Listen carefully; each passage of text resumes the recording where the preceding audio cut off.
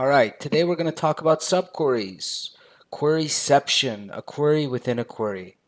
So there are two types of subqueries that we're going to go over today. Subqueries that appear in the where clause and subqueries that appear in the select clause. If you've been paying attention in class, we've actually gone over an example of where it would be in the where clause. But of course, I'm going to show you relevant times where we would need this. Let me give you an example. Draw your attention to this query. Select customer ID from payment. Okay, so the customer ID is appearing in payment, and we'll say where payment date is between, I don't know, this and my computer kind of freaked out there, and that. Okay, and I'm actually count star customer ID. Actually, I just actually want to know. That's fine. Let's just look at customer ID right now. So, select customer ID from payment where payment date between this and this. That should work. Why doesn't that work? Oh, my bad. All right, let's roll. Okay, so these are all the customers. We have a ton of customers that participated. Let's close the gap a little bit. I just want to point something out here. This will be easier if it's a smaller gap. Let's just look at 705. Okay, select distinct. I'm just curious how many customers. Wow, let's close the gap more. 09. Okay, that's better. So between these 2 days, this is all the unique customers. We could actually use the, yeah, we won't, but these are all the customers. Now, I could write a subquery in the where clause. Watch this. This is the list. What we're looking at is the list. So what if your boss came to you, if we looked at, and said, I want the customer data for customers who bought between these 2 dates. So what I'm going to do is the customer table is the master customer table. All these are unique customers. And I already have the unique customer list right here. So I could say select star from customer, right? I want to see all customer data where customer ID is in this query.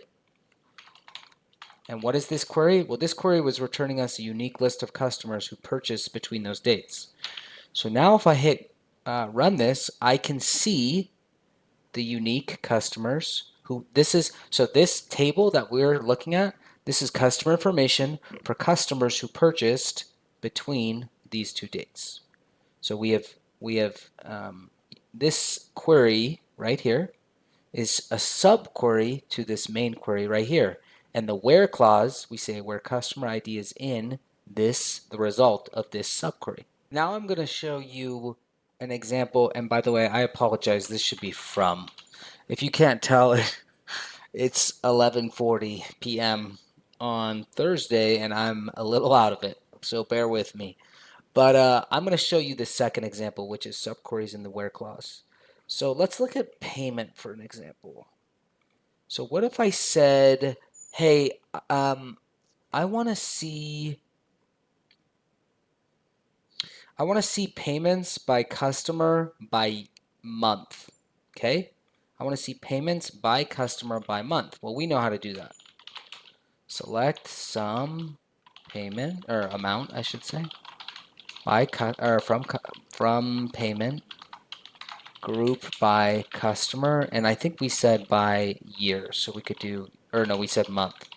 Month, payment, date, and then we're going to group by here because as our mantra dictates, all non-aggregated fields, meaning customer and month payment date, should go, if they appear in the select statement, they need to go in the group by.